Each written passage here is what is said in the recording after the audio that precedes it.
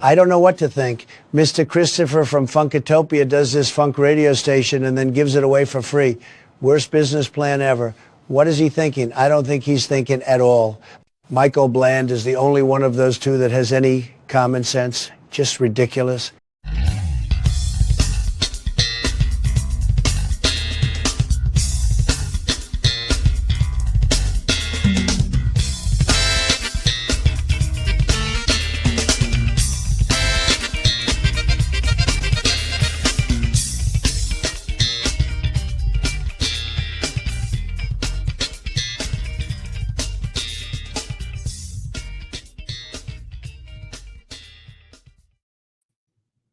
We're back. Man, I didn't think you were really going to do it, man. What are you talking about? Like, oh, yeah, this. Oh, great. Oh, man. See, what did I say? What did I tell you was going to happen? Look, even Jody reacted. She didn't even pay attention to it. She immediately did the vomit emoticon. I hadn't even gotten to looking at the comments yet. Oh my God. Welcome to Funkatopia WTF, y'all. I am your host, Mr. Christopher. This is my co-host, Mr. Mike Bland. Yes. Whoa, boy. I'm sorry, man. I'm recovering. Yeah, it's all right. In the face. In the face. We got to play it. Here we go. Yeah.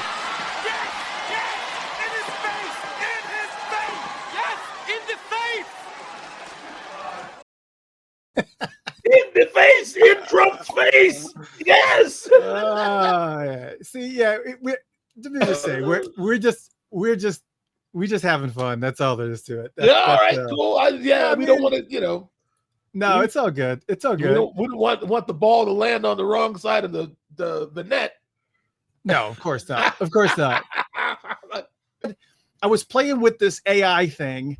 And then, of course, Trump is obviously the immediate go-to because there's so much of his voice and his whatever mannerisms that are on there. And that's what AI does. You tell it what you want it to say, and then it takes it and it does it. And this is the one, I'm going to go ahead and play the one that I had first and was debating about whether to do the Trump one. Here was the other one that I had. Sent the husband out to the strip club. Check. Put all the kids to bed. Check. Bottle of wine and a couple of gummies. Check. Mr. Christopher and Michael Bland. Check. Now it's time. Funkatopia live in 3, 2, 1. Yes, in the face. Yes, Kim Kardashian. Yes. Wow. Yeah. So, anyways, in the face. Yeah. Anyways, in the face. Yes. In the face. In the face. Yes. What is wrong with us this week? See, we take 1 week off, but we lose our brains. Yeah, it's been a little bit nuts. Man, we took last week off because just the reality of it was that we hadn't taken a Tuesday off in months. Yeah. And we just needed to kind of regroup and kind of move our things together. And again, tonight is a very, very special night because we have the one and only incomparable Mike Scott. That's right. Next week, you guys are ready, I hope. Next week, the one and only Jesse Johnson is going to be here. So Jesse Johnson will be here on Tuesday. It must be Guitar Player Month. Somebody else said. We could round out the rest of the month if you needed to. Great. All right. We ready? Yes. We ready? Come on with the Reverend. Yes. Yeah, we got him. Yeah, we got him. Ladies and gentlemen, it is that time. That time. That time. That time. We got the one and only Master of Ceremony. Master. The one, the only, Mr. Mike Scott. Mike Scott. Yeah. I'm sitting What's here going on, Mike Scott? Cutting up. We ain't got no sense, man. Y'all got me laughing over here. All right, well, good. Well, that's a start. Yes, let's get into it, man. What's up, guys? Mike Scott, I've been looking at you. I think I met you the first week you moved to Minneapolis, man. You certainly did. I came to Bunker. They actually, Chance Howard and Todd Burrell we were there with that band Radiant from DC. And they said, this band y'all got to come see on Sunday. We rolled up in there, and it was you, mother. It was y'all.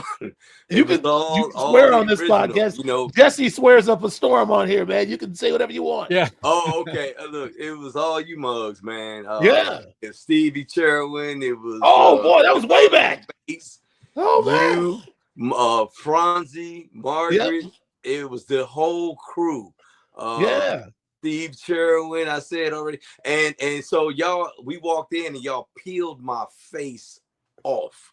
And so when y'all took a break and they were like, I said, man, I want to sit in. And they were like, man, they don't let nobody sit in. I came straight to you, Mr. Bland. Okay. And I said, hey, man, Mike's got him in town. I'll sit in.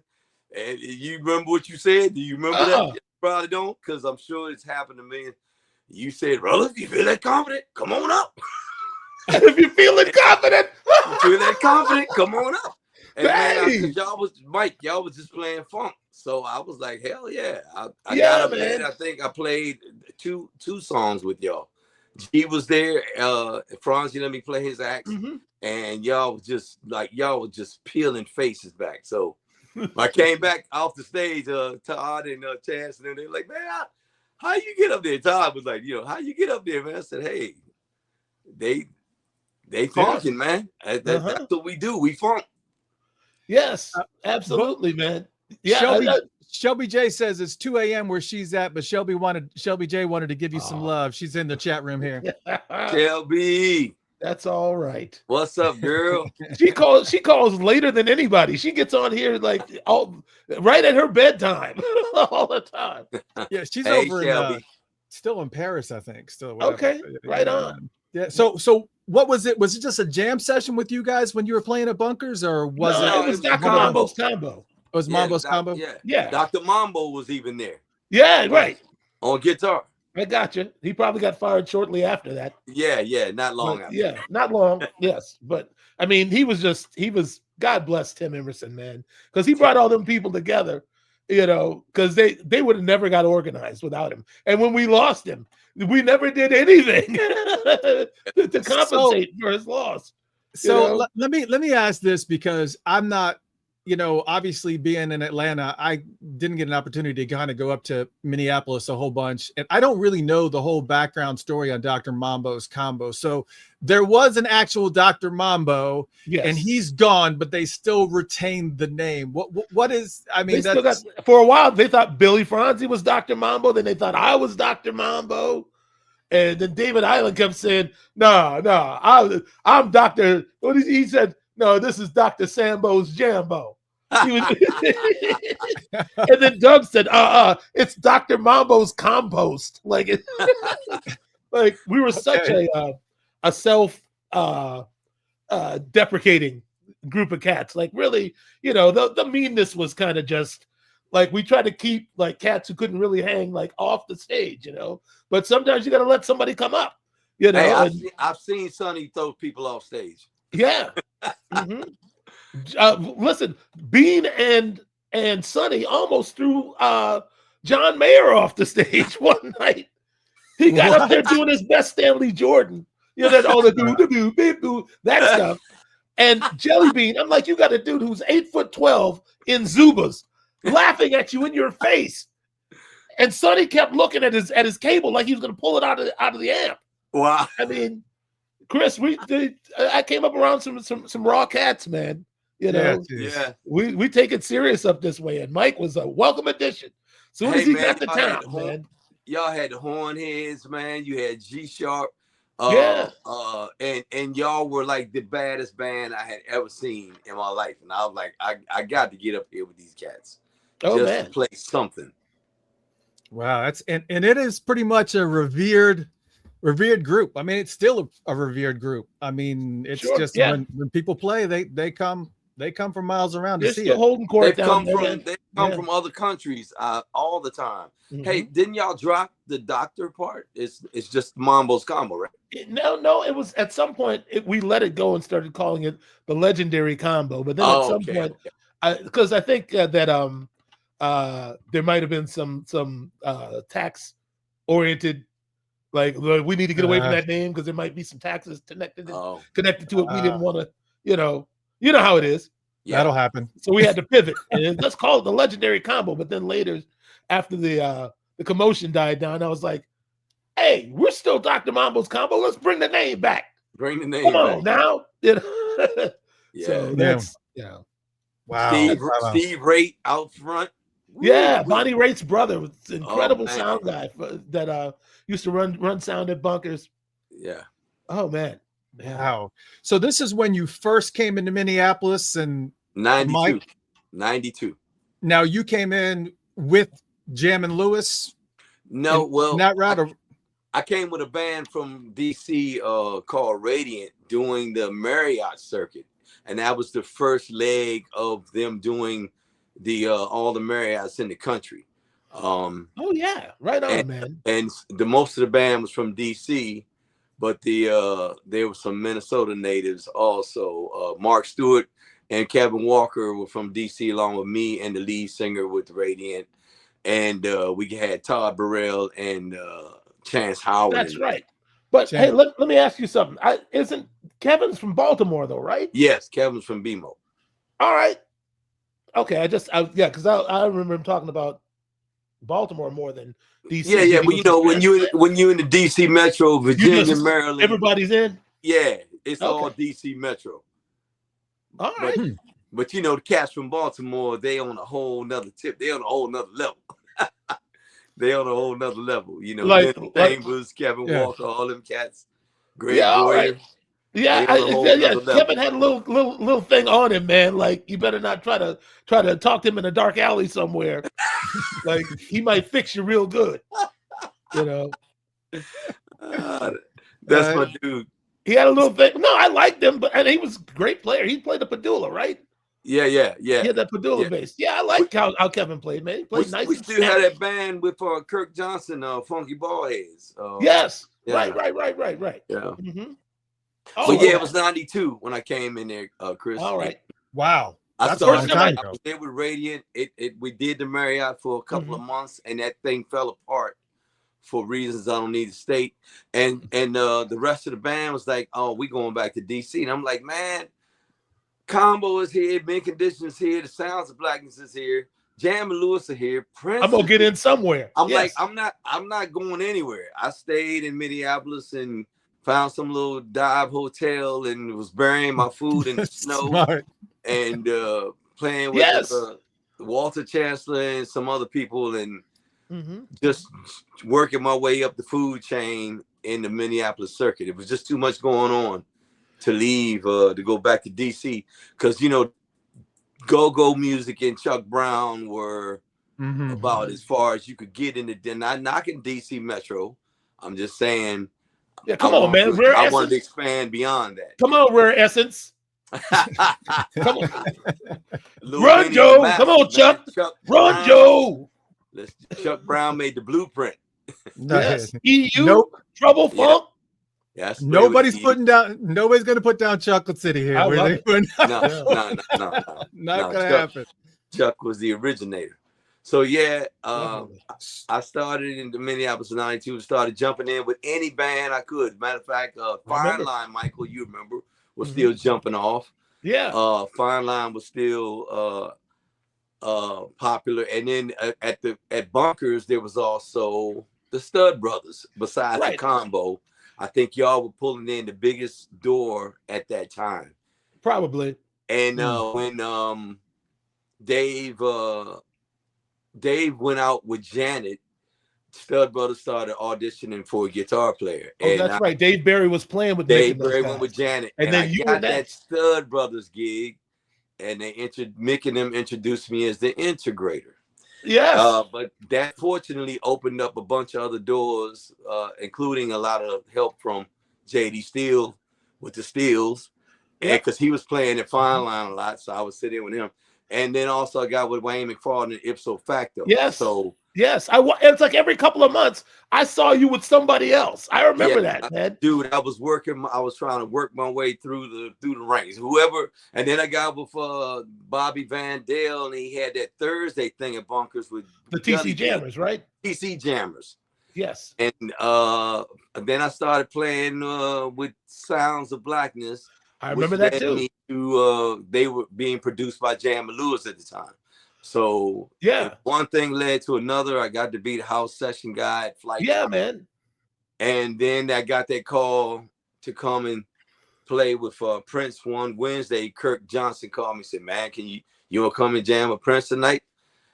Thursday. And I had a Thursday gig with Bobby Vandale. I was like, man. You said, Bobby, I can't make it. Yeah, I know. I told Kirk I couldn't make Oh. it. I said, what okay. about tomorrow? And Kirk was like, there is no tomorrow, bro. This is boy. So it's like, you know, it was like seven. It was like 7. You can't, Mike, you know, you can't find a sub for not a good one. No. So I finally, once I was loading my gear, I realized the huge mistake I was about to make. And I called Bobby and said, man, I can't make it tonight. And he's like, oh, Mike, don't do this to me. You know, the whole, Yes. I went out and jammed with Prince on that Wednesday or Thursday. And I was, the first gig was Bryant Gumbel that Sunday or Monday, where Prince was dressed as Bryant for his farewell. That was my first Prince gig. At the beginning of the following week? Yep, that where he came out dressed as Bryant, had his hair. Yes, the Today Show. Yeah, Today Show. Yeah, that was Bryant Gumbel's farewell party, and that was my first Prince gig. Wow, Mike Scott, man, yes. And, wait, here's the killer though. So we were all getting ready to go on stage, and I'd only been in the band 3-4 days. I didn't have any, the kind of wardrobe you guys wear. So yeah, we're standing there about to walk out, and I'm standing there in my regular clothes that I had, best I could come up with, and there was a coat hanging there, and he said, "Mike, put that coat on." And then he told Bonnie, who was the wardrobe lady, she said, "Go get Mike one of those Godfather hats." So I put somebody's trench coat on, and the Godfather hat. He said he looks like a Baptist church reverend, and the whole band laughed. Morris and everybody laughed, and he said Reverend Scott, and there it was. Yep, that's it. That's how it happens. There it was. Yes, man. And so the next gig, my second gig, was in my hometown, DC, bro. Yeah, you went home a winner, man. Yes. Yeah, the next gig was hometown. That was a proud day. That was a proud day. Did you invite the boys to the show? And you go, oh, I'm going to be in town. Why don't you come check me out? Dude, I didn't even realize I was really in the band yet. It was like standing next to SpaceX, and it just blasted off and it hooked onto your belt. Yeah, right. And you're still on the outside trying to get in. Wait a minute, I said lunch, not launch. Yeah, because I was at rehearsal with Kirk. When Kirk invited me to that rehearsal jam that evening, I was on a plane with them 2 days later. Yes. Going to New York to do that Today Show. And then next thing I know, I was on a tour bus going to DC. And we had never discussed, he never said you're in the band. So after we did the night before the DC gig, or the night of the DC gig, I saw him on the bus and I said, sir, we never discussed business. And he told Aaron, he said, he said, Aaron, cut Mike a check. And when he gave me the check, I said, am I supposed to pay the whole band with this?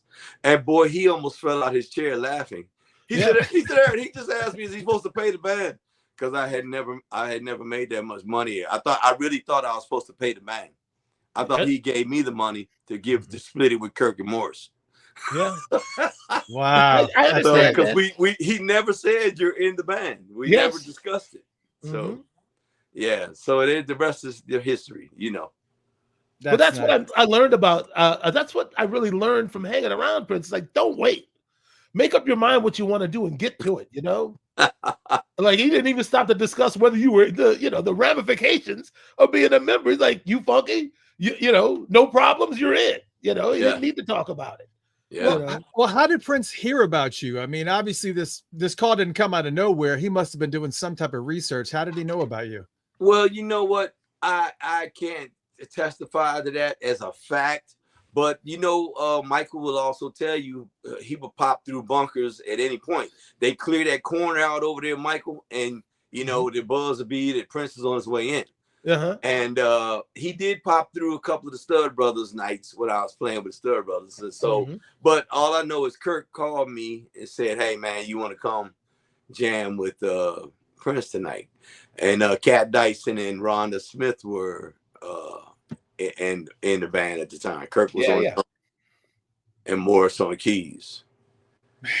That's just now. When he came to at that point, you're working with Jam and Lewis, kind of doing session work and stuff. Was there any type of talk like? I'm not saying did you have like ask permission? I mean, but just out of courtesy, did you have to say anything about that? Never. But there was one occasion where Jimmy wanted to use one of Prince's guitar lines, and he actually called Prince while I was sitting there and asked him if he mind if he asked Prince could he use the line, and I think Prince said no, and he said okay, and Jimmy said okay, so just play it, but play it just a little bit different. Yes. And we laid the same the Prince lick, but I just embellished it, made it just slightly enough different where he didn't have to. We wouldn't be seeing him in court. Yes, you don't want to see Prince in court. But that's the only time he ever called him about anything. Wow. So when he comes and asks, or when Kirk comes and asks, if you want to come over, do you have to say anything to Jam and Lewis like, hey, I'm about to go over here and work for Prince? No contracts or anything like that. I came and do a session with when Billy Stills was with the Sounds of Blackness, when I started playing with Sounds was still in the studio with Big Jim and Ann Nesby and all those, when they had that Grammy Award winning album and they needed guitar on something. So I came and did guitar, and that just led to Jam and Lewis was like, okay, wow, okay, well, hey, we need you in Studio B. And when you get done in there, we need you in Studio A to come lay this. And then when you get done with Studio A, go over to Studio C. And so I was coming every night almost being like, I was like the house session guitarist. So I would go from Studio A to Studio B to Studio C, and they would have Destiny's Child, Lionel, Beyonce, not Beyonce, it was Destiny. They were doing everything that was on the radio. Like 10 out of 20 songs playing on the radio I was on from playing with Jam and Lewis at that time, because they were mainstream producing through the 90s. Oh yeah.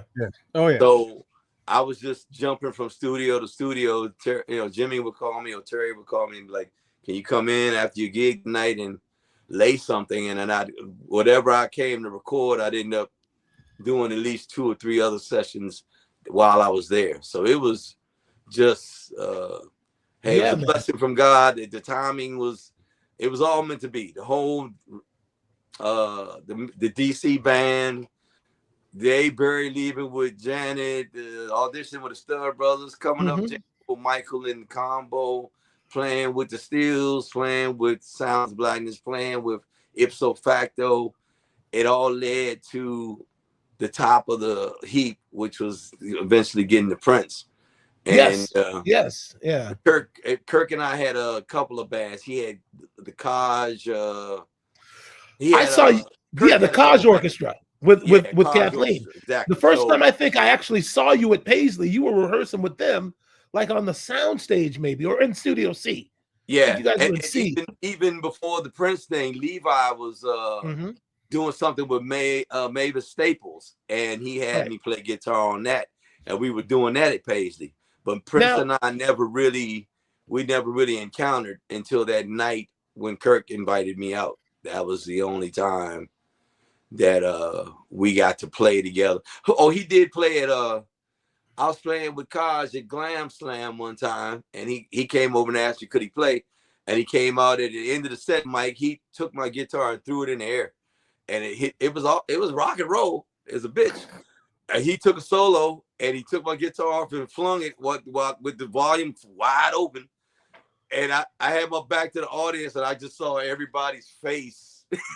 I saw everybody's face with it. Sorry, Bootsy. And I heard that big, after his solo. And then I walked out on stage. They were like, man, he just threw your guitar. I thought it was rock and roll. Well, that's what he did to Kirk with the Roots.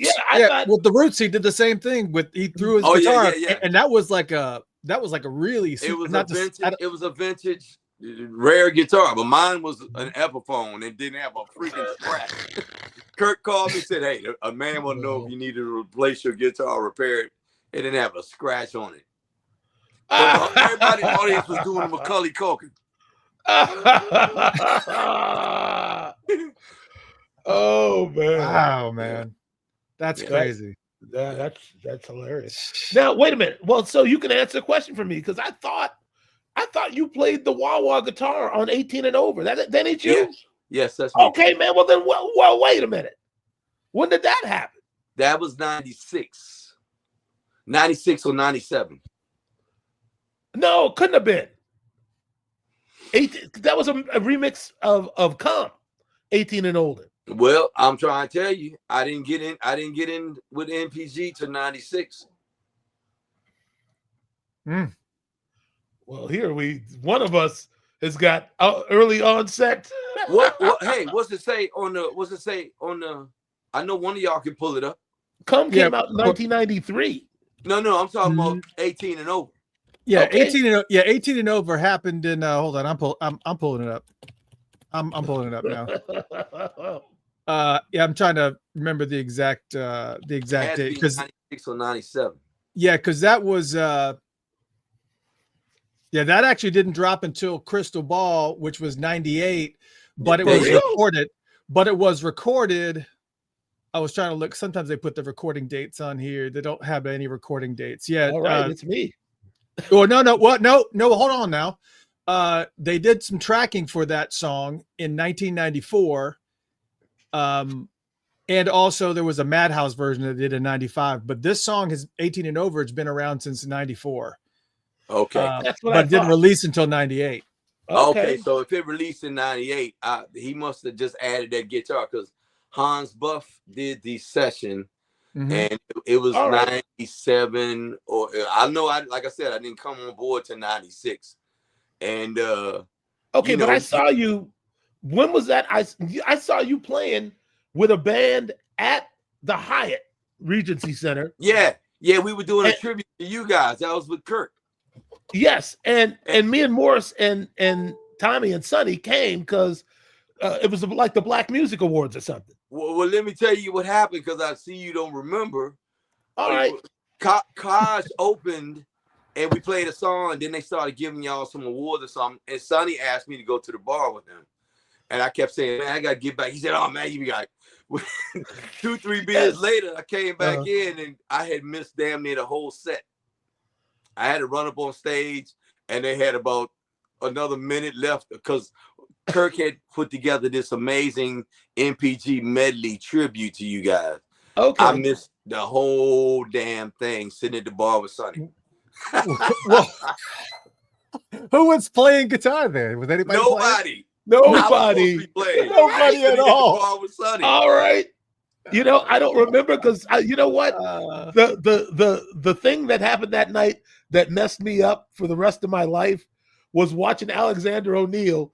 His band was hitting some hits, some bap, some of those, like where somebody should be dancing or doing some choreography or something, but he was just doing this with his hands. Bit. He's still doing that. And what was messed up is they had the spotlight going right over our table. So I know we were sitting there, you know, laughing like, you know, our shoulders was going up and down like a bunch of, you know, chimpanzees eating some grapes. We're just, and the lights right over us, man. It was, man. Yeah, I came down to sit with y'all for a second after Kaj took a break. And that's what Sonny said, come on, man, let's go to the bar. And, well, now you know after, you know. And there began a relationship that continues to this day. You and Sonny? Hey, I always tell people, I've told some people that you said to me when we were in Italy with Georgia, hey, Chris, Michael said, Mike Scott, I see you speak Sonny T. I said, you speak Sonny T? Yeah, he said, I see you speak Sonny T. Yeah. Me and Sonny was hanging a lot and drinking a lot, you know. Y'all were just going out and partying, and I was just like, man. Oh my gosh. You cats, man. Well, it's all right.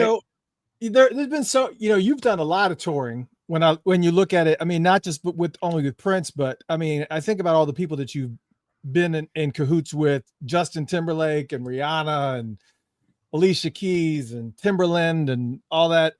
Who is probably the most organized out of like all those tours, and like nothing disrespectful, but like where everything seemed to be all planned out, like it was the most organized out of all the tours that you've been on? Well, I would have to say Justin has a really big organization to move around, and in the 3 tours I deal with him, Future Sex, Man in the Woods, whatever it was, and something with the 2020 or something.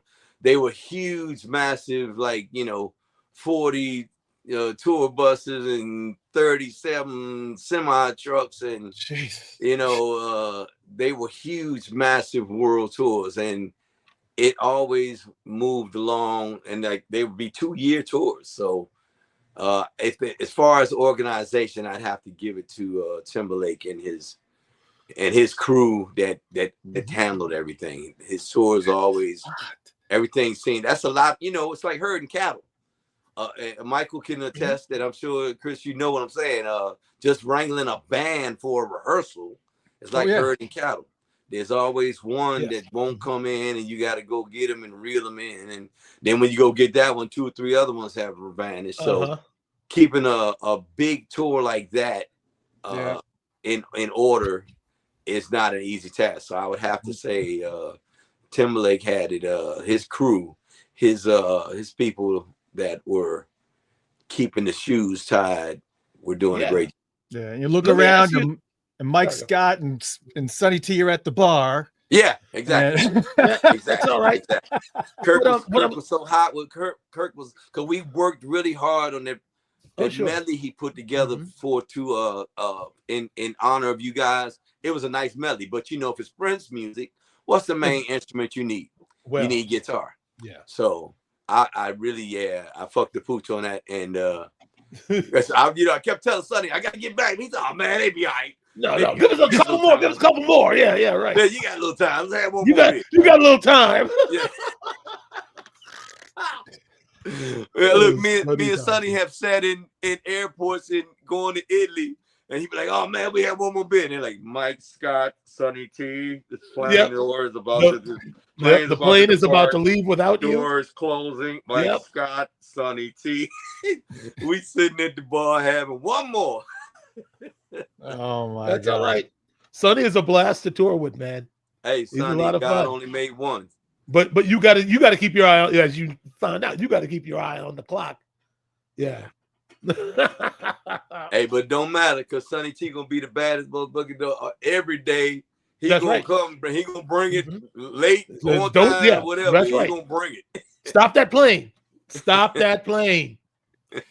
Now, wait a minute. I have a question, because was Johnny Wright managing Justin at that time, or was he still is? Yeah, the 3 tours I did with Justin, Johnny was there, and he's still currently managing Justin. Yeah. See, when me and Tommy and Sonny did the Nick Jonas thing, Johnny was his manager also. Oh yeah, that's right. That's right.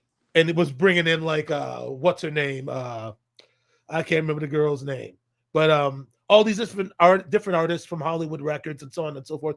Demi Lovato would come around, like we were in the studio, and I like passed his laptop, and Miley Cyrus is just like on his screen. She's writing something, I'm like, oh, okay. Yeah, that world is a different world. But what I was gonna say is that if you have a manager like Johnny Wright, you got to be the type of artist who does what he says. Yeah. You know what I mean? And the only reason I didn't mean to cut you off. Johnny's a great manager, and I worked with him. I was with Justin 16, 17 years, something. I don't know, maybe 18. But Johnny was always at the helm of managing Justin's career, and and he also had his hands in many other very successful artist careers. So he's great at what he does. Yes, but what I was going to say is the only reason his situation wasn't more organized or on that level is because he didn't like having somebody give his routine to him. Yeah. He wanted to have the flexibility of saying yay or nay, or Prince wanted to do it Prince way.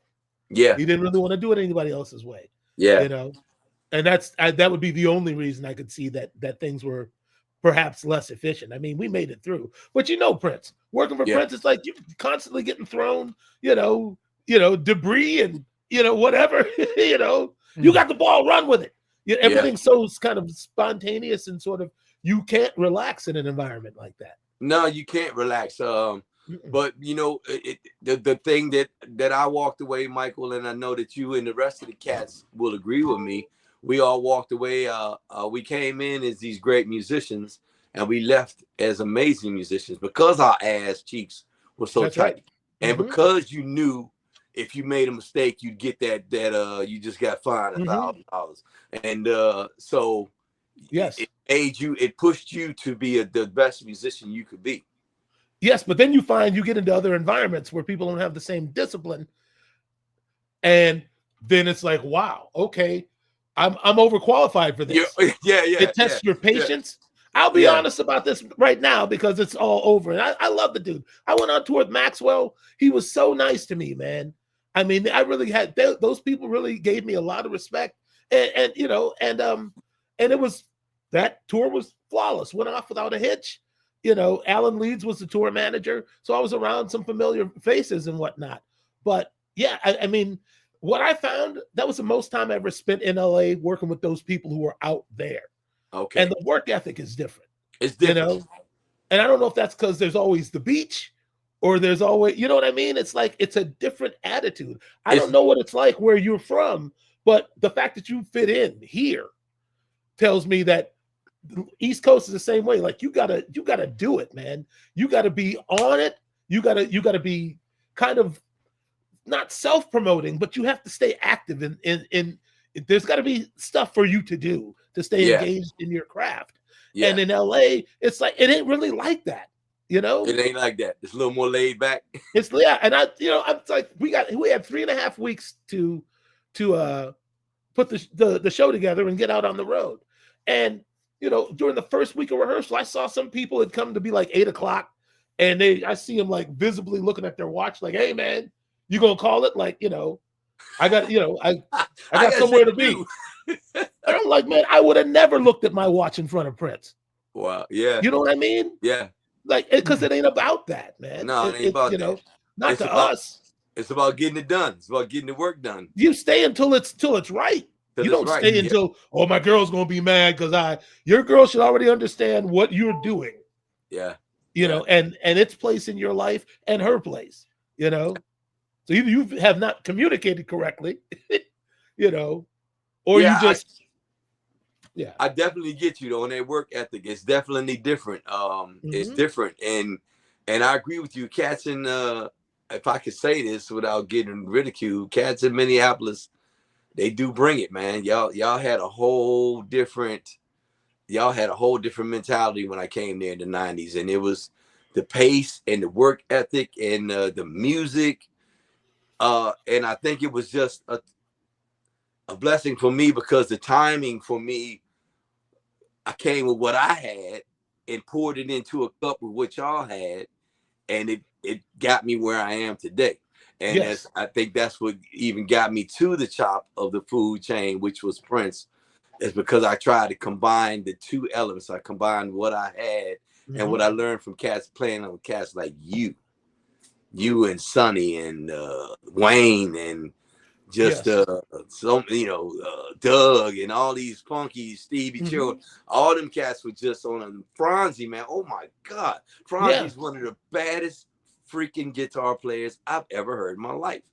I mean, just that's half so the reason. Underrated. So underrated. Yeah. I mean, when he passed during COVID and then the band went back to work at Bunkers, I was like, I can't, man. I can't be down there at Bunkers on that drum riser looking in that corner, for Billy's ghost. I can't be doing that, man. I know that's right. It just, there are other reasons, but that was a big deal to me, man. It's like, I can't. I don't even want to go there. I heard that, man. I used to come every Sunday to see y'all and see Franzi. Yes. Me too, in a way.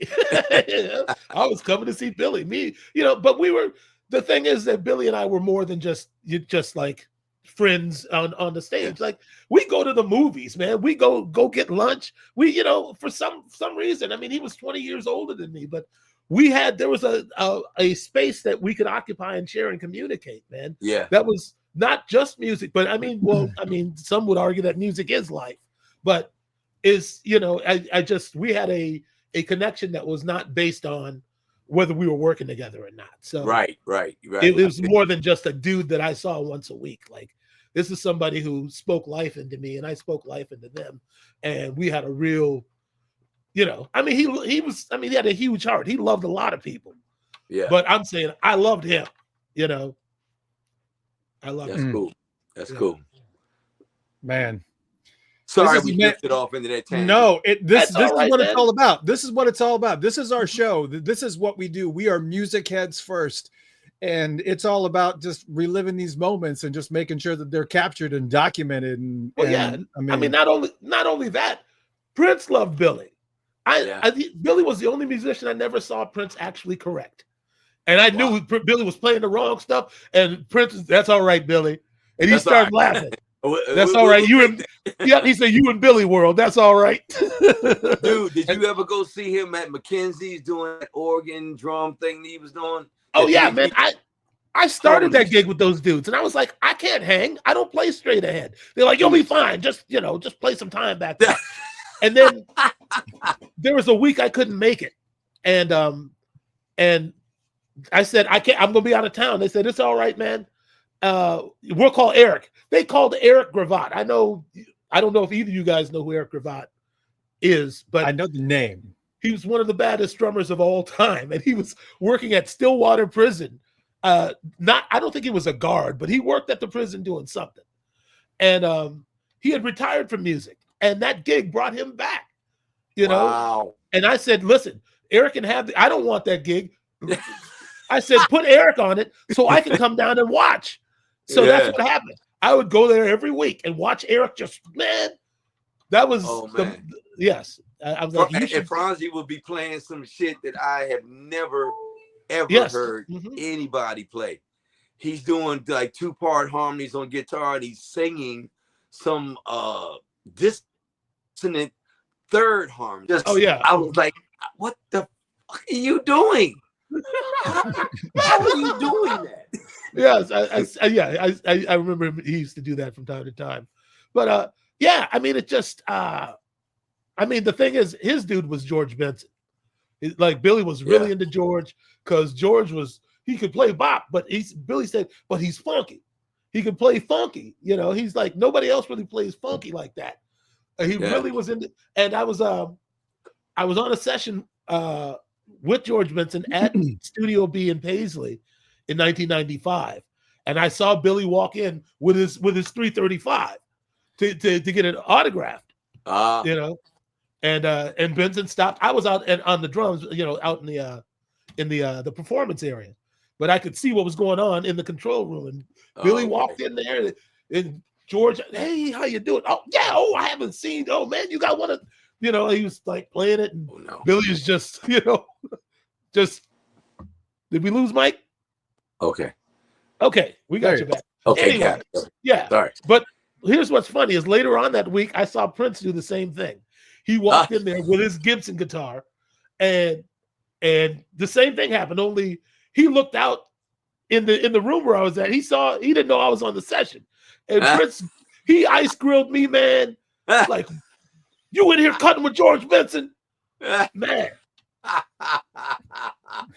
like, what do you want? It's in your building. You're getting paid, man. I mean, come on. Right. We ain't doing nothing this week. I can't cut with George Benson. Hell no. And he has that signed Benson signature guitar. I took that home for a while. Mm-hmm. Yeah. And see, the thing is, you took George Benson's. Man, bring that guitar back. He's looking for it. I'm like, oh, okay. Wait, who took it home? You took that home? Yeah, I took that Benson home because he wasn't playing it. It was just sitting in the studio. I always wanted one. He said, "You want to bring that George Benson?" Takumi's like, "Man, bring the guitar back, man." Yes. Yeah, man. But you know what? That particular session, I thought about that a lot because I thought, like, why is Prince upset? wasn't really upset, but it was just like, you know what it is, man? And that's the reason why we always played so much with him, because his only opportunity to really stretch out was when we were around. Like, he couldn't just hang out. He might have wanted to hang at the session and see what's going on. But you're Prince. You can't do that. He wouldn't. Yeah. And also, and then he starts probably thinking to himself, well, what does that look like? You know? Like, is that okay for me to do that? You know what I mean? But I think really when they talk about the trappings of success, I really think that was a barrier that he didn't plan for. That he's a superstar, but he's a real player. You know how it is, Mike. Yeah. And real players want to communicate. When you say the same thing happened with Steve I, when Steve came and jammed with you and Sonny, and Prince didn't even come. He didn't even come on the stage to play with him. Yeah, I think that might have been about like maybe he had a special guest over, but that didn't stop me and Sonny. Sonny said, "Hey man," he said, "Steve I just pulled his tour bus into the parking lot." I said, "All right, man, I'll be there." And I live about 13 minutes from Paisley, man. I got out there so quick, and we waited for Prince, and then Sonny was like, like F it. And got on stage, we start funking, and Steve Vai was I heard that was the baddest shit ever, man. Oh man, Prince never came down, but we got it on videotape. Sonny's got a copy somewhere. Yeah, we need to see that. I need to see that. Yes. Oh man. I mean, it was at one point you see Sonny just kind of turn like, like, oh, you in my domain now, man. And Sonny start like funking like hard funk. What is the timeline of this? What's the timeline of this? 1995, maybe. Yeah, it was like 95. Yeah. I mean, I wasn't there, heard about it, but then Prince played Frisco in 96 or 97, and Steve Vai came to the show, and he was so giddy, he was like a little kid. He came over to me, he said, because I went over to introduce myself, and he's like, man, can you introduce me to Prince? I said, no, I can't. I said, just go over and say hi to him. I said, he's cool, man. And he's like, oh, I can't, man. I can't. And he finally worked up the nerve to go introduce himself. And then he came back. He was just like, he was like a little, he's like, man. He was so happy. My God. And then that G3 was playing the next day. And he said, man, come to the show. Come see us play. So it was Fripp, Satriani, Vi, and Kenny Wayne Shepherd. Wow. And then I'm sitting out of the audience with Cat and Rhonda, and somebody hit me with a flashlight, and I came over into the edge of this row, and then he said, Steve, why don't you come up and play? I was like, what? So they took a break, intermission, and when they came back on, he called me out. I'm standing between Vi on one side, Satriani on the other side, and Fripp and Kenny Wayne Shepherd, and my knees were shaking. We did 3 songs, and we just traded blues licks. But I swear that the earth could have stopped spinning and everybody fell off, and I'd have been smiling the whole way. That's crazy. I was in heaven that day. Yeah. How'd you do? Oh, hey, Mike will tell you, how do we do? We do what we do. We do what God bless us to do. Is that recorded? Steve had it. Steve did have it, and he sent it to me years ago, and God knows what I did with it. Your snake ate it is what happened. Found it somewhere. Your pet snake swallowed it, and yeah, it was a G3, and it was just I guess in every city they invite somebody from the audience up. And I was the guest that night. And Mike held his own, I'm sure of it. Here's what Mike did. Man. Mike played some stuff that none of those dudes know how to get to. I know what Mike did. Yeah. Mike did what I used to do.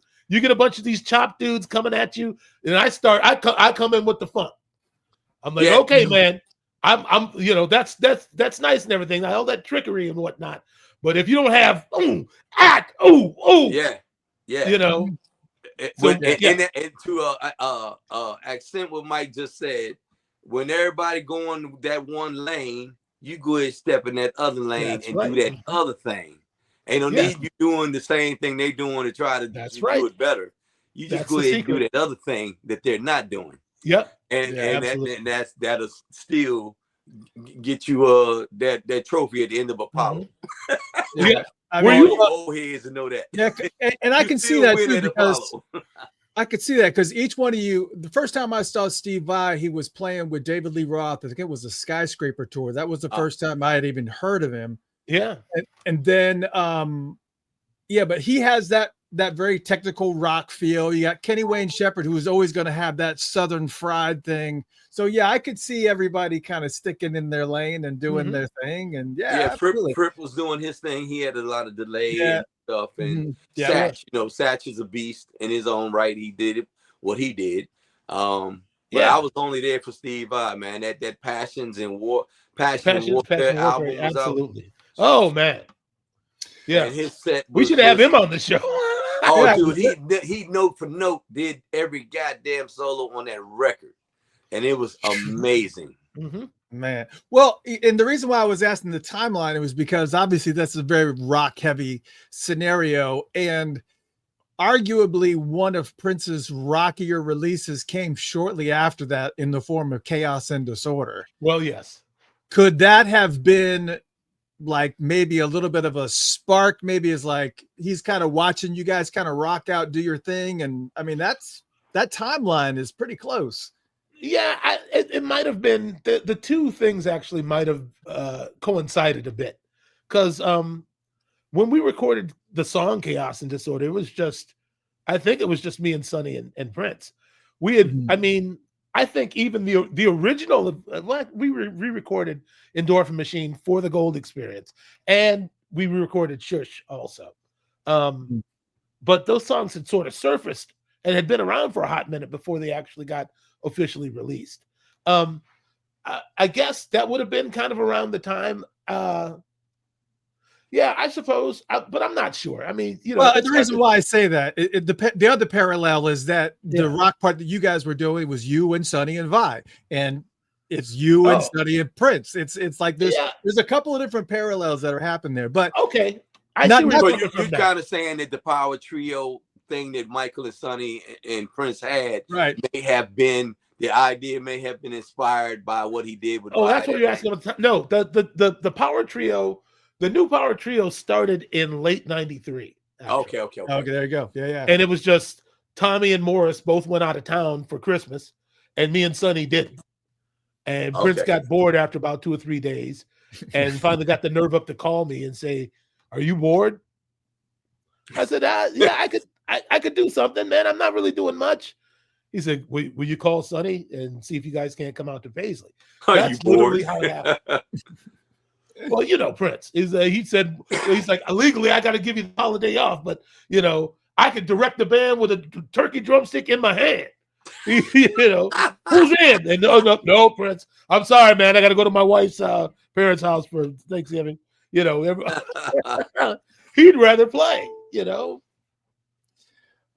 I was trying to look at some of the stuff I had on here about you know what? Let's take a little video break here just for a second. I want to take a little let's take a 50-second video break. Let's enjoy this for a second. Yeah, we can go here.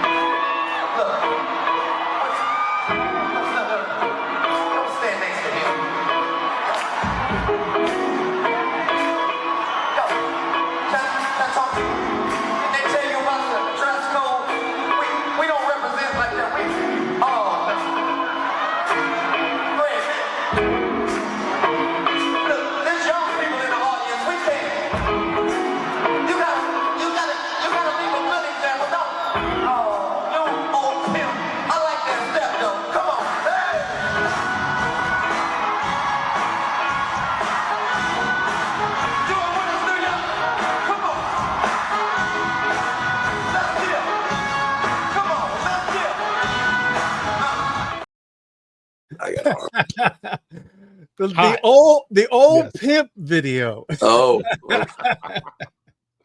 well, I gotta ask this because in that little segment, I've seen like a lot of different clips from that tour. Yeah, and it all rotated around the old pimp. But he always switched up the lines and switched up what he would say to you. I mean, there'd be a couple lines that were the same. But was there anything that he ever said when he came out that just made you just laugh on side? It was like every night, just you never knew. It all made me laugh. Sometimes one time he asked me how many kids I had.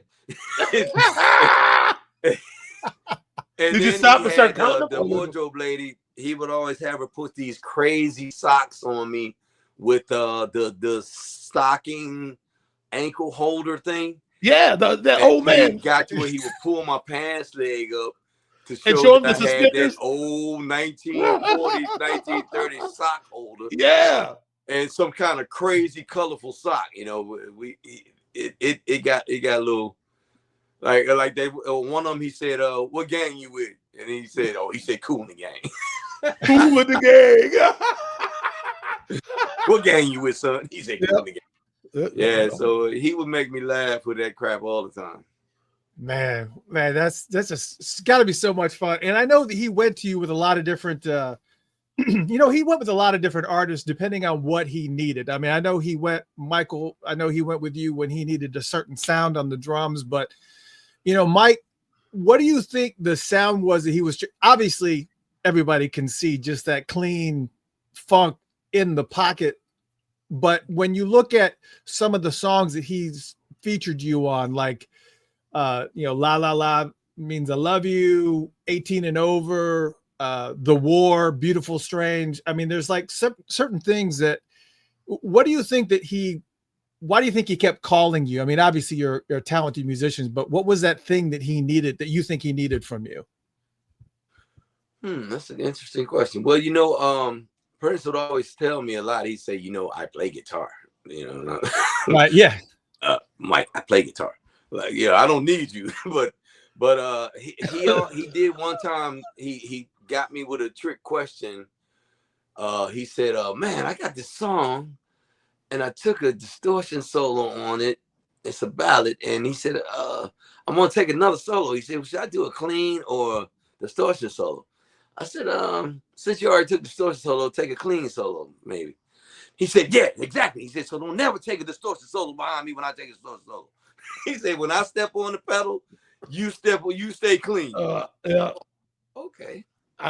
Listen, if it's any consolation, I played had to be really shimmering clean, like glass. Yeah. And funky, just clean and funky. Yeah. I think what you had was what your predecessors also had, which is that. I mean, Miko's stroke, man, so tight. Levi, funky, tight and funky. Oh, you wanted the tribe. That's what it was. You were another in a short line of just bad dudes. Hey, Miko, who could Levi, play that? Yeah, the list goes on. There's Levi a few of y'all taught me so much about the funky pocket stuff, man. Mm-hmm. When I started doing the Mavis thing with him, and then the MPG things where we've done the dual guitar. Levi just was a funk master. Yeah, he's got the vocabulary. And all you guys got a different flavor, but the thing you have in common is just that once the stroke is in, the stroke is in. Like, y'all keep time with yourself, and not every player has that.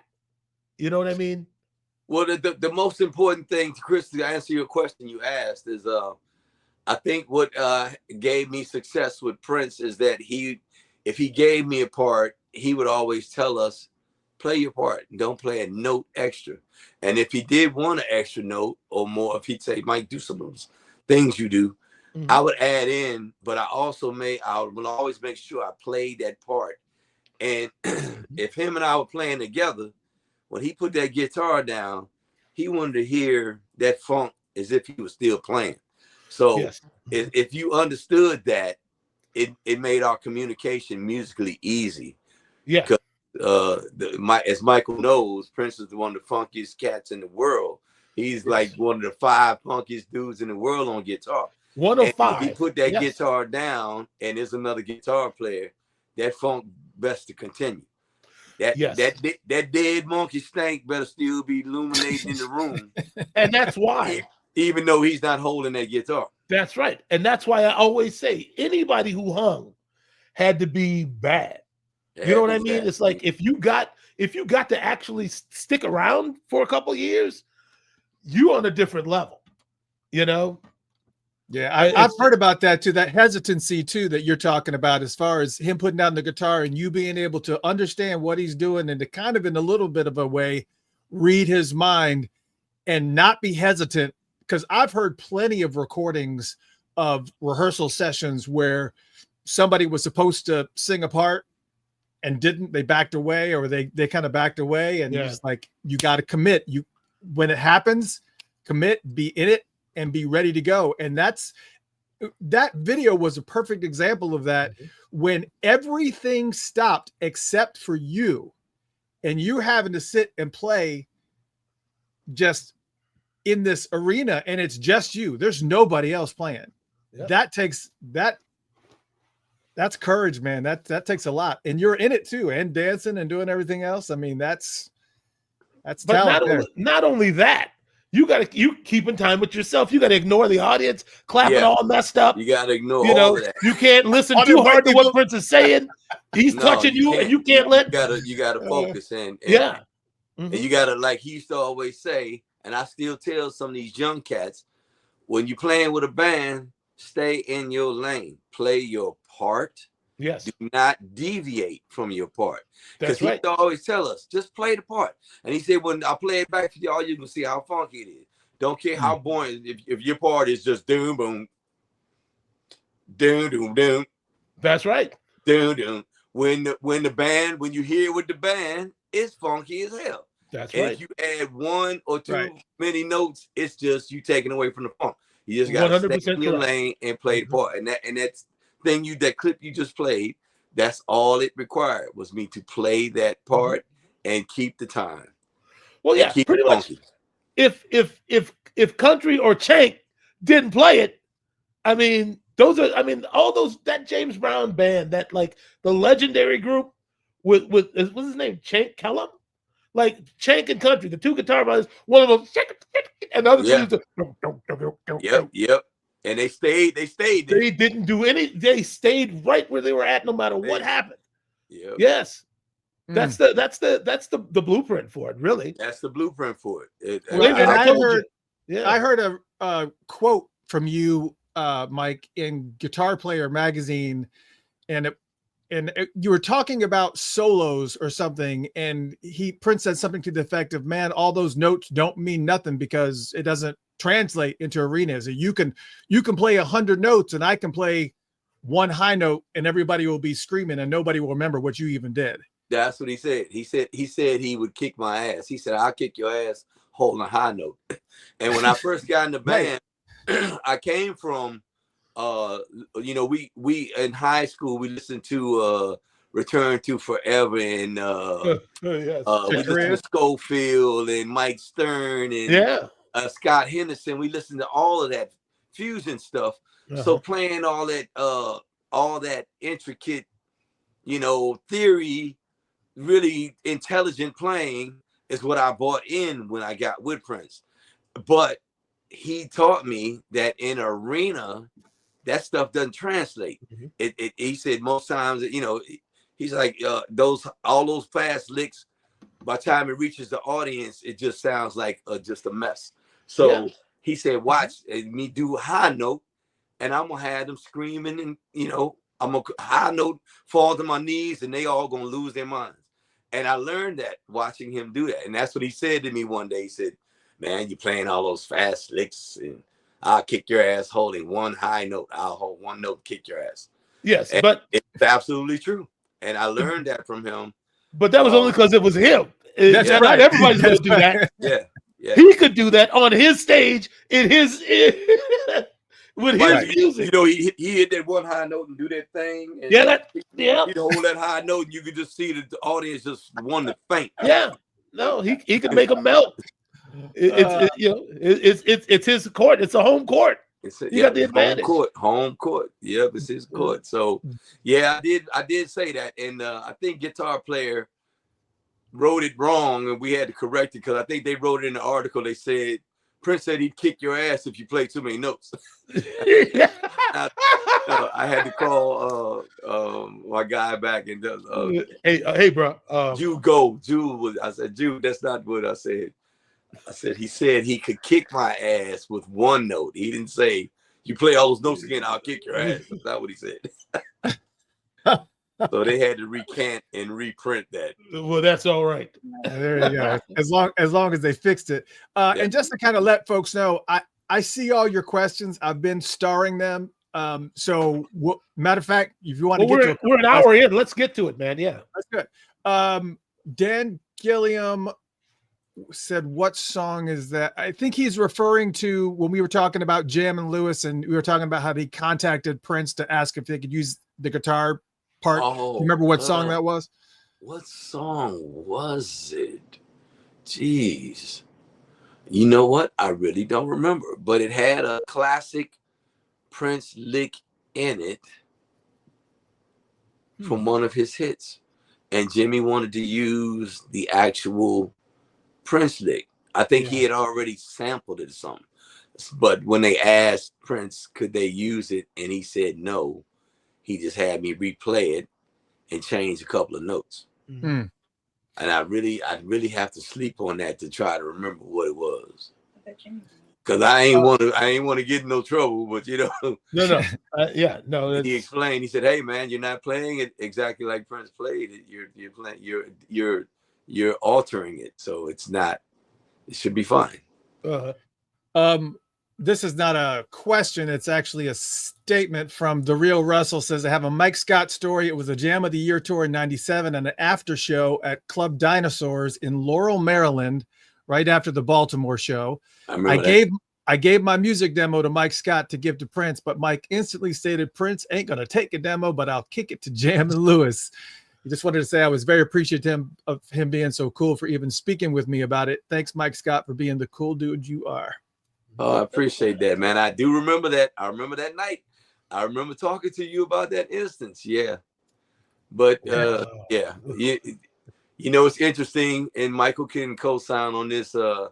Cats ask you to do stuff like that all the time, and it's give my tape to anybody. Give somebody, anybody. It's just the politics of it and the machine of it. It's just not that simple. Well, listen, this is what I mean. I'll admit it. And I won't tell you who else was involved in it, but we used to take those demos all the time. If we heard anything we thought was cool, we'd give it to Prince. Yeah. But it'd have to pass the tour bus test first. Oh yeah. And then we would open that emergency door in the on the bus, and frisbee that mug right off of there. Oh man, yeah. If it wasn't working, then somebody gave us some dude gave us a demo of a song called like Benjamin Clownface or something like that, and we put a CD in the back the back cabin of the bus, and it was like, and somebody hit the eject button and roll that window open. Oh my God! Guess what? Y'all must have got that from Prince because my dear and your dear friend John Blackwell he did a solo CD. And he told me he was in the limo with Andy Allo and Prince, and he put his CD in. Andy put it in, and he said, Prince said, "Oh man, let me see that. Let me see that CD." And he rolled that window down and frisbee that joint right out the window.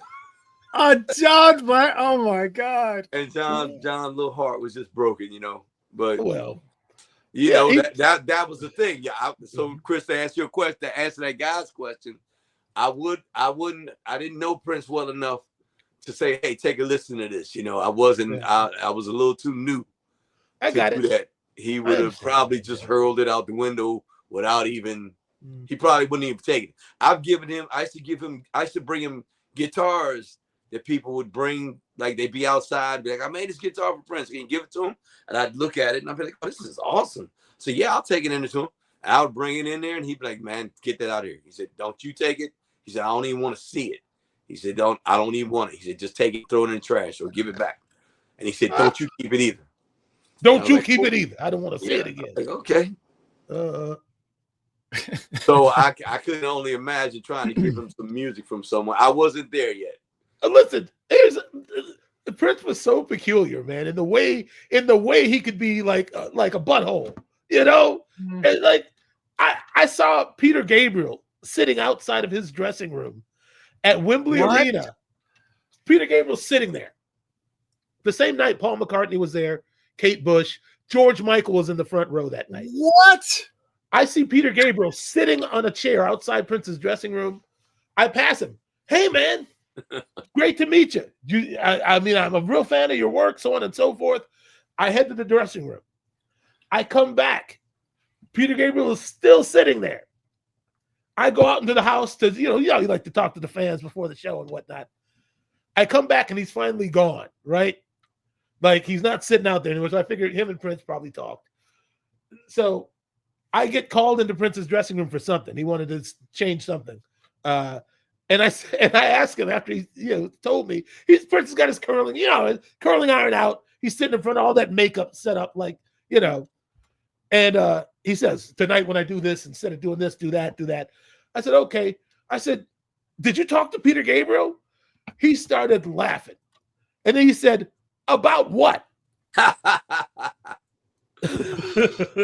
Like, all right, okay. All right. And I just uh-huh. Oh my God, dude. Okay, all right, I'll see you out there.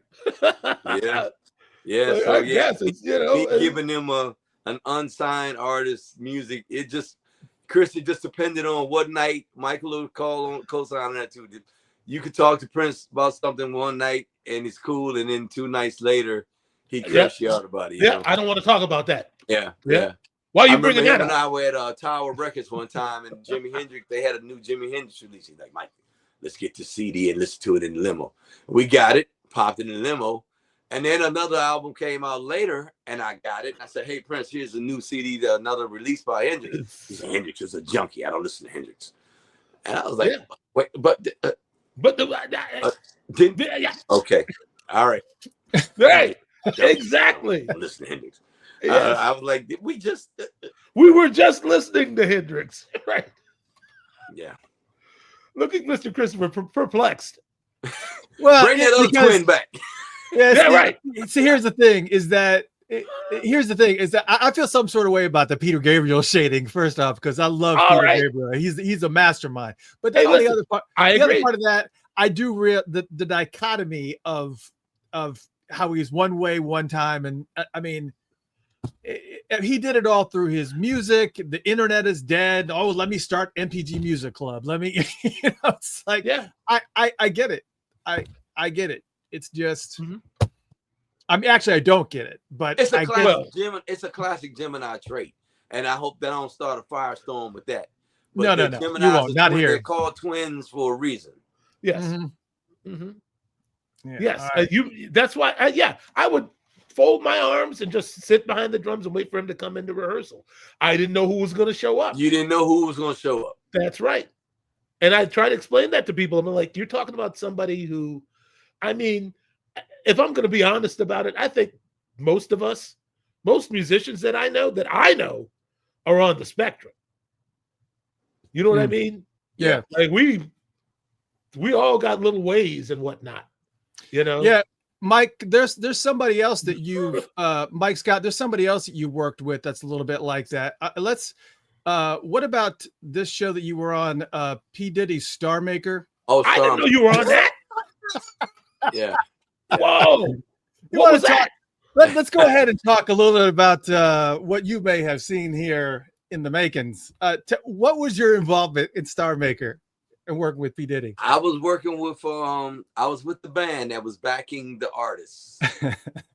and my encounters with Diddy were, I don't think we ever even said, he wasn't there during most of the taping. He didn't start being on camera until towards the last couple of episodes. So I didn't get to encounter him much. I see you, Mr. Christopher. You about to say you trying to hold it back, man. I know what you want to say. Let's keep it clean there. I didn't see you know what? It's funny. You mentioned that show, and I completely forgot that it was Diddy's show. That's how little I saw him. Well, here's the reason why I'm laughing. First off, I'm laughing because I know the Funkatopians that have been around for many, many years know that I was going to do some shit like this.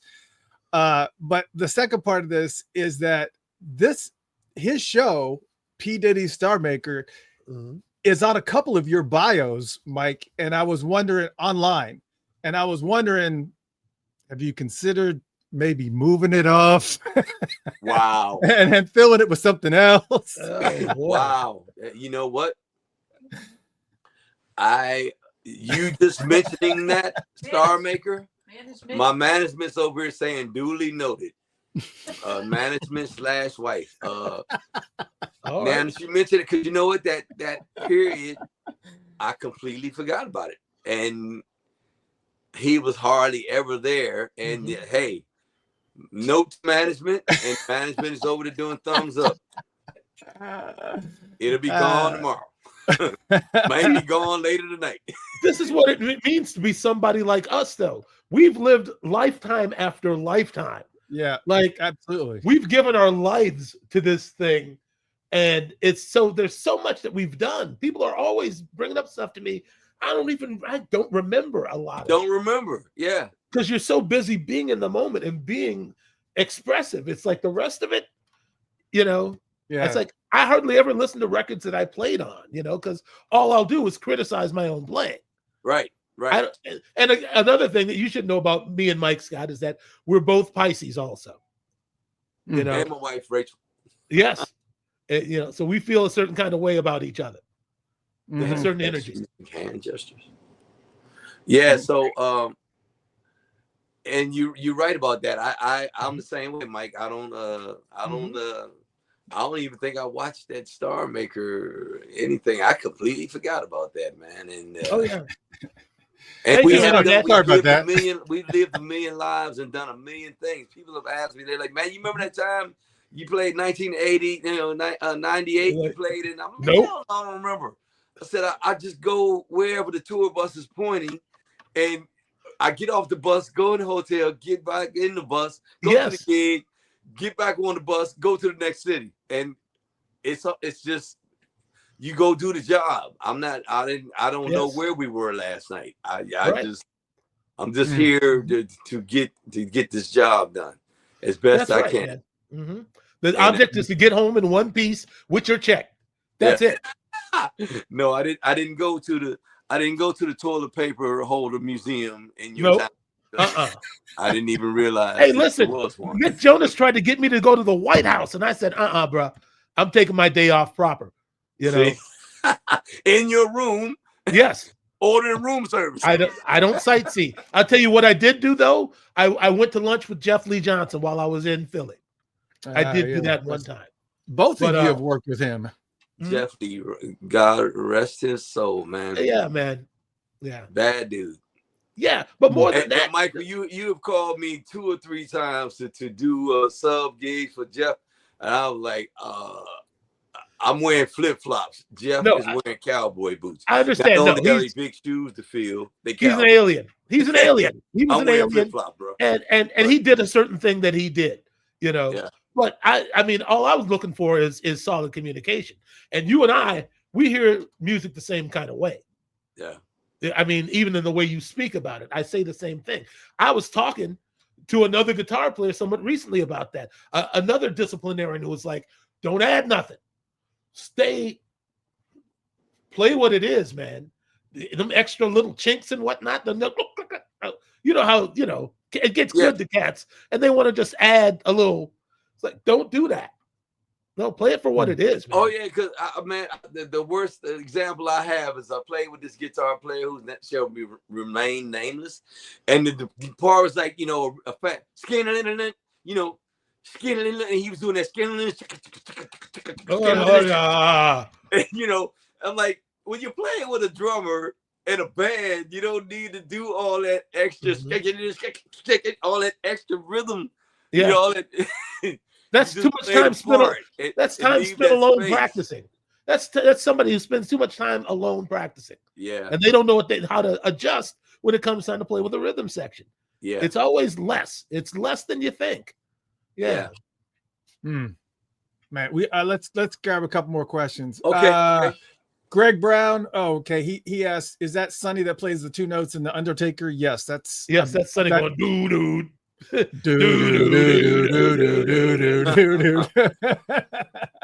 Yeah, that's him. Franklin Rush says, "Hey Mike, when it comes to learning new songs for live shows, Prince was more of a tyrant when it came to rehearsals when you were there?" It was more so a discipline. Like, he would show us something once, and if he didn't play it for a year, you better play it like he showed it to you yesterday. Mm-hmm. So, and I don't know if Michael can co-sign on this one too, but if he showed us something, he would always tell us he'd always say, "I'm the only genius here. Either write it down, chart it out, or record it." And if he didn't if he showed you that lick tonight and he didn't call that song till a year from now, you better pull it out like you just played it yesterday. Oh yeah. So the discipline, he wasn't a tyrant, but you already knew what your job requirement was. Yes, he had that thing that people don't understand is that for us who would seek out to work with somebody like that, we already know, we have a sense that this is serious business, and that, like, any gig that ever really mattered to me, I learned all the music. Yeah. No matter when I went on tour with Paul Westerberg, I went to Electric Fetus and I bought every Replacements record and all of his solo records. And you learned everything. I learned everything. That's the school that we come from, is be thorough, because you don't know what's coming. I think that's the school we come from. Yes, exactly. I think Foley, you know Foley McCreary at all? Yeah, Foley was out with us for a while. Yeah, okay. Foley told me that he was on, like, he was playing with Lenny White. And one of the songs he wasn't quite clear on. I think he said it was him. And he said Lenny, he said Lenny looked at the tour at the musical director and said, "That gentleman," he pointed at him, "that gentleman doesn't know my music." Oh, like that kind of thing. Jeff Lee said that same thing happened to him when he was playing with Aretha Franklin.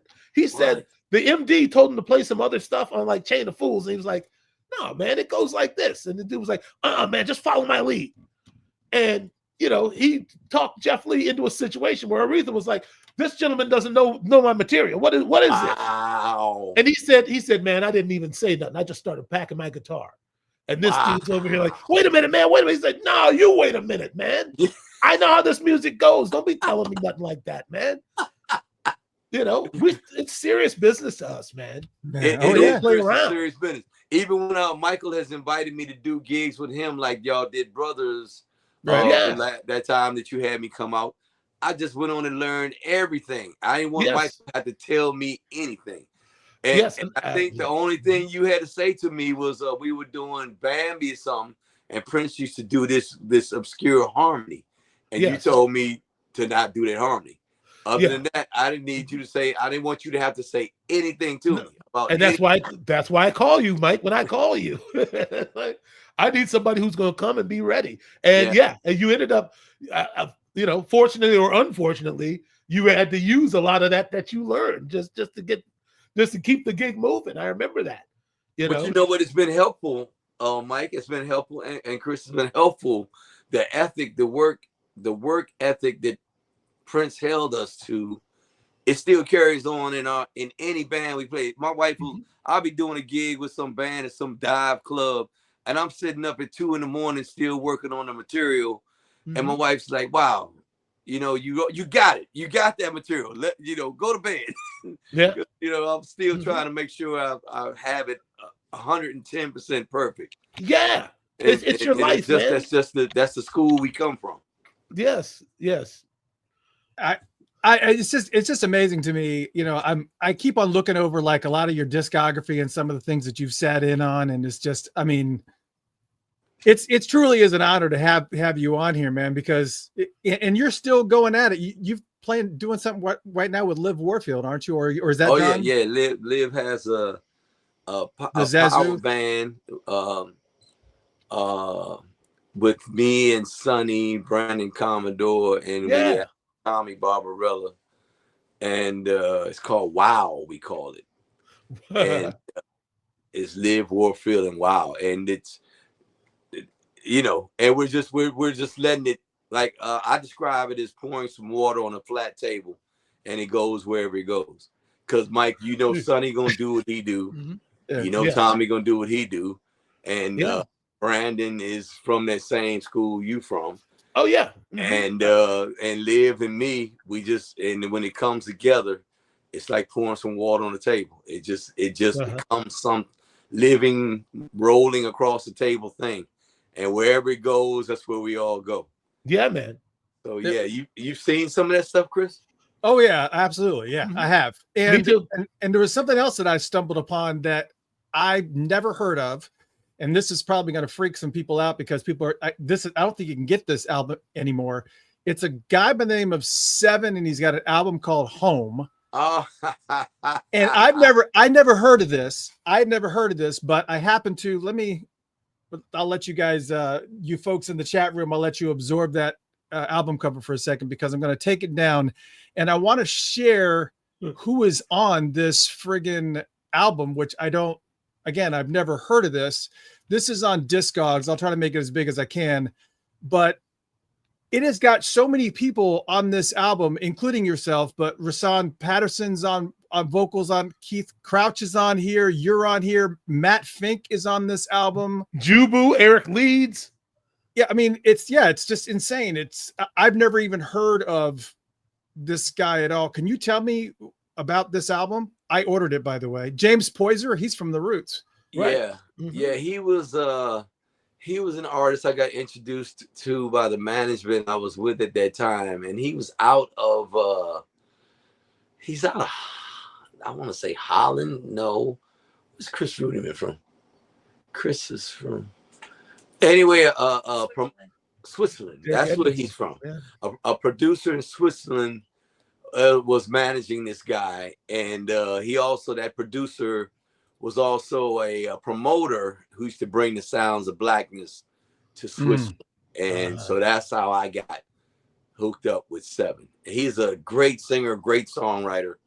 I don't even know what happened with him. I think I did a couple of albums with him, maybe. There's Sheila E. Fink. Yeah. There's so many he was people a big, huge Prince influence. Yeah, obviously. Band. And that was the point of him using so many Minneapolis musicians to get that Prince influence in his music. Really good album, actually. Yeah, if you look this up on Discogs for anybody that's interested, I actually went on eBay and found a copy of it. But there's a bunch of copies on Discogs. I ordered it because I was really curious, because obviously when you have a lineup like that, it's like, okay, I got to see what is that. Yeah, I got to see what this is. I do have to ask you, this is a Prince related question, obviously, but you are listed on New Power Soul, but there is no credit on a specific song on here. And even if you go to Prince Vault and you try to look to see exactly what you were involved in on New Power Soul, even they don't know. Do you remember what you were on or what you performed on this album? Well, before I try to figure that out, let me just tell you, and I'm sure you and Michael have discussed this before, we would rehearse, 6 days a week with Prince, 5 days a week. And if you were walking at the end of the rehearsal, if you were walking out, he'd say, Mike, I'm in Studio 8. And then he'd throw some track on, and you got anything on this? And then you play something, and you wouldn't even know what the hell it was. And as soon as you're done, thank you. And you got the hell out of the studio. At least that's what my experience was. Yeah, he kicked you out. And then maybe I'd hear the album a month or two later, and I'd be like, "Oh, is that what? Oh, okay." So, what's the songs on that album you're talking about? Name All right. it. Mad Sex, Until You're in My Arms Again, When You Love Somebody, Shooby Doo, Push It Up, Freaks on This Side, Come On, The One, Funky Music, and New Power Soul. Yeah, I could be on a number of those. Yeah. Nobody seems to know. like I said, if you walk by the studio and he asked you to come in, at least my experience, I would play on stuff like Michael 18 said and that over. before. It had everything there, but sometimes it would just be music, and he'd tell me to just play something, and then I'd hear it or it'd be released a month or so later, and I'd be like, oh wow, is that the song I played on? Because you know, you couldn't ask no questions. You couldn't say, hey, what's the name of this song? What's this one? You know, couldn't ask nothing. Yep. They couldn't ask any questions. Michael, you have told that story before. I've asked you about. You remember playing that song and doing that album, and you were like, nope. Yeah, but I said we go in and cut, and you didn't know what you were doing. You didn't know, it was going to be on the radio in a week. I mean, exactly. And we talked about 18 and over. We just talked about that. There was 94 or 95 that it was recorded and it didn't come out till like 5 years later. Yeah. It was like that. You didn't know what was for what, who this was for, who that was for. He might utter something here or there, but he didn't talk that loud most of the time anyways. You had to really be paying attention. Oh, yeah. And don't ask him what he said. You forget it. If you didn't hear it when he said it as he's walking away from you. Huh? What was that? I would always ask Hans, what did he say? What? He'd walk out the room. Oh my God, I need you to. Right. What? Excuse me, sir. What did you say? And then he was doing the symbol thing then. So you couldn't get him to turn around because you couldn't. Like, hey, Prince. You can't even call him that. He'd say something and walk out the room and hey, bro. Hey, man. And me and Morris and Cat and Ron would be like, what did he say? Me, Morris, Cat and Ron and Kirk. What did he say? Nobody knew what he said to do. We didn't know. Wow. But you couldn't say, hey, Prince, wait, what'd you say, Prince? What'd you say? What was that? He was doing this symbol thing and you just had to wait till he made eye contact with you. Hey. Yeah, that's it. You had to wait till he was looking in your direction and go, hey, if so if you called him Prince, he'd just keep walking. Man, you know what? For the first little while, I thought it was really, in my mind, I was like, oh, that's clever. He's going to change his name to an unpronounceable symbol so that Warner Brothers can't hold him to his Prince contract. He's not Prince no more. That's what I really thought it was like, that's what he was doing. Like it was it was a move. Like a move. And for some reason, I called him Prince in Studio C one day. He said, don't ever call me that name. He said, when you call me that name, it's like you cussing at me. Wow. And I said, oh, okay. I didn't know it was that heavy. Yeah. Like, okay. All right, man. Yeah, he'd be 2 feet away from you, and you couldn't. If he's not facing you, he's just not even. What do you say? Excuse me, sir. And then he'd just walk away. Like like the restaurant. Yes, sir. Can I get? Yeah, right. I believe it. I need salt, pepper. Extra rolls, nachos, sir.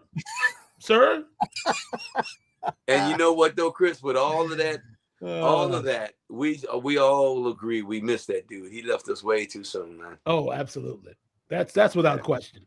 But wait a minute. Now we've had Mike on for a hot minute. I know he wants to get on with the rest of his life. Oh yeah, because my ass is falling asleep. Yes.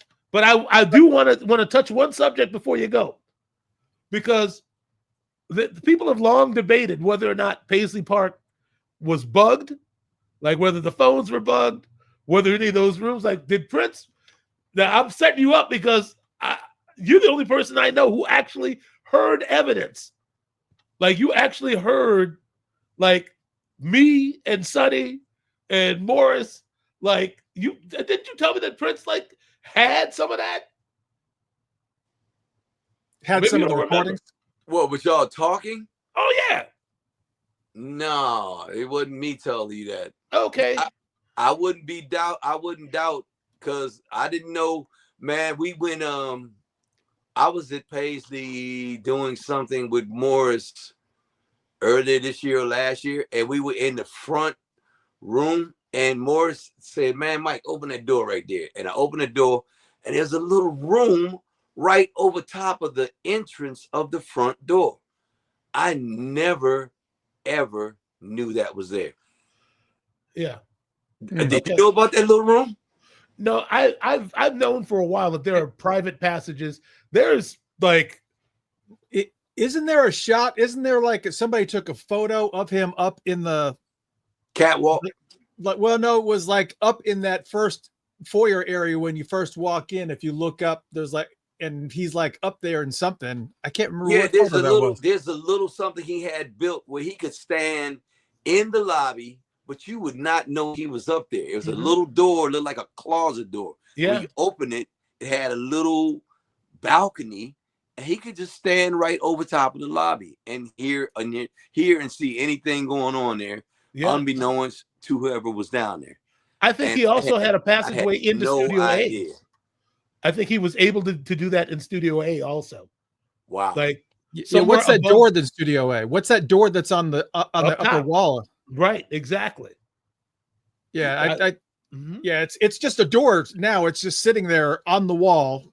There's nothing. Obviously, something must have been there at some point in time. I don't know. It's just in Studio bizarre. A. Yeah. Yeah. I don't know, man. I mean, if you think about it, you know, it's probably got all kind of little hidden.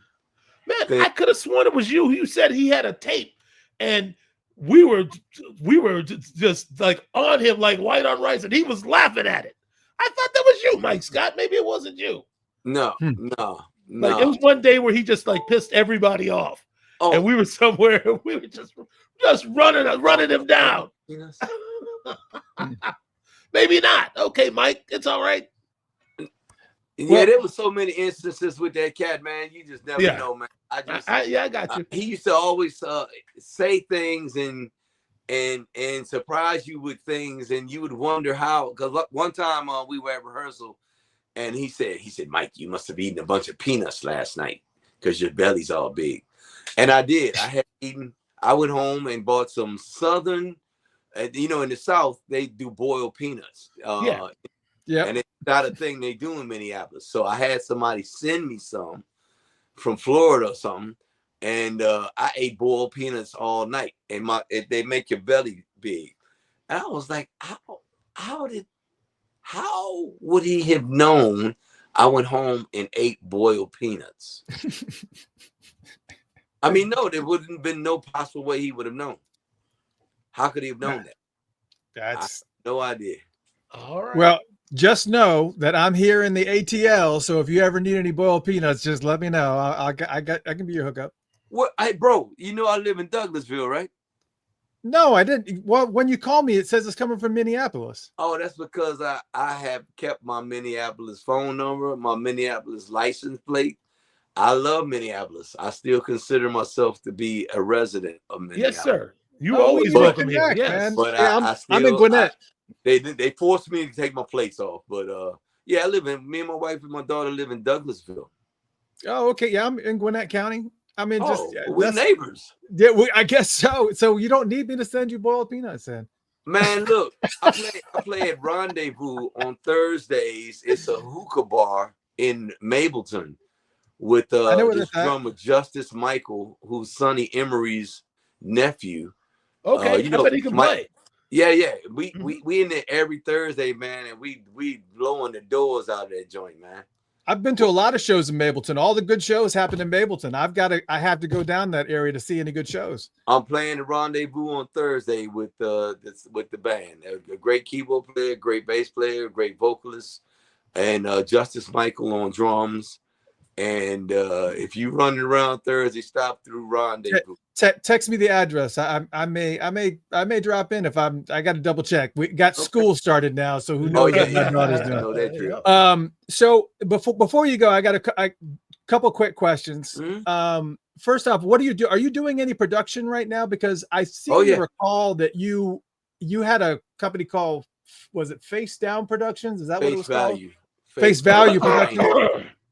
So is that still going? Oh yeah.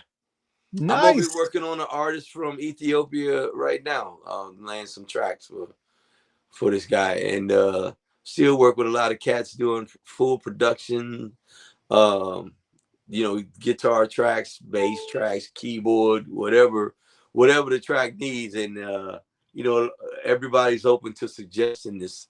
I'm working with this great rapper named David out of where is he at? He's out of Carolinas, but he's got a whole new thing coming up that he's coming out with. A lot of artists. I can sit here and name. Yeah. I'm Unix a was one that I was remember. I tell people, you paying, I'm playing. So I do production. I do guitar tracks. Why you got some tracks need some guitar? Me and my If wife, I do, I know who I'm Face calling. Value Entertainment. My wife Rachel Scott, and Nice. we still going full steam over here. Yes, All sir. right. And last question: whatever happened with this? Kids Like the Breezy. Tell me about this best children's music album. I want to hear about this. That's our daughter Aubrey. Nice. And Aubrey and I did some songs when she was about 4. And me and her mom, we've been writing songs for her and did this. We ended up doing like an EP kind of record, and it got in line for a Grammy.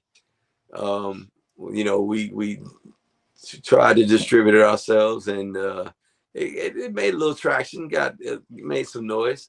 But she was 4 then, I believe, and Aubrey and I have done some other songs since then, since she's older. Nice. But she's at that age. She's 10 now. She just turned 10, just turning 10. She's in the other room writing a track right now. Oh, yeah, she's in another room. She plays guitar, keys, sings. Nice. She plays little drums, and she's an actress, and she's in the new Happy Gilmore movie. Really? She's in the movie? Yeah, All right. She's making some noise. But she's at that age where we don't want to push her. We're trying to let her decide what she wants to do, because you both will agree the music industry is not what it used to be when me and Michael were younger cats. No. Mike's younger than me, but the music industry has changed for both of us. It's a different beast now. It's not what it was. A record deal meant something when I was her age. A record deal, I don't know what a record deal is now. It's so single driven right now. Because right now people can put their own music out on Spotify. They don't need labels anymore. Unless they want the major distribution, then they'll need some help. But to get out there, it's easy to get out there now. Sure. But I mean, it's a lot of noise. It's a lot of noise. Well, Aubrey's she's still an amazing artist at all the things she does. But right now she's turning 10 and she's exploring. She got her little fingers in so many different things. Her mom's got her acting in New York and in LA and here in Atlanta. So she's been in a lot of productions, but that Happy Gilmore just came out last week and she's got a few scenes in that. But and so we haven't been pressing her in the music as much as we were back then. But that's a great little album right there. And she's got a new song out that we released last year. So is it on that? It's on this one. Oh, it's on that one. Okay, yeah. So that's my daughter Aubrey. That's our daughter Aubrey. Nice. I'll keep your ear and eye open for her. She's gonna be doing something. She's gonna be doing something big one day. We're expecting. There's a QR code. So go ahead. You guys get your phone out if you want to find out more. But there's a QR code right there. I'll give you 5 seconds to hit that QR code. There you go. All right. Already plugging you. Remember us little guys. Yeah, that's right. Ladies and gentlemen, give a warm round of applause to this incomparable legend right here, Mr. Mike Scott. Yeah, man. It's good to see you, Mike. It's good to see you. I really appreciate, Michael, you and Chris both inviting me on the show, and I was happy to participate, and thank you. And can I plug Paul Peterson? Absolutely. Coming up at Dakota. Sure. Yeah. Minneapolis Funk All-Stars are performing on August 29th with Paul Peterson at Dakota. And everybody's going to be there. JP, Matt, Kirk, Johnson. I think Odell's playing, maybe Jay. And myself and Paul. And it's going to be a funky affair. Oh, yeah. Fantastic, Paul, man. You got to come by the house and eat some chicken wings with me sometime, man. Oh, brother, you better have at least 40. Man, I'll do it. I mean, Don't no, I threaten mean me, 40, man. 40 for me and 40 for you. Yo. Oh, you a need chicken at least wing 40. man. You a chicken wing man? All right. Oh, yes, sir, bro. Little lemon pepper here. Yes. Little What do you, pepper and some blue cheese. if you get in the man, call me when you get to town, man. Well, I'll listen. Call me. Oh, Yep. I'm going. Hey, bro, And- do y'all still do the wing ding? I used to go to the wing ding every year playing with the Steels. I never played the wing ding. I don't know if they still do it. Hey, Chris, do you know what the wing ding is? Not down. I mean, I've never heard of it. It's all the wings. Everybody who sells wings in Minneapolis comes together in one Yes. room.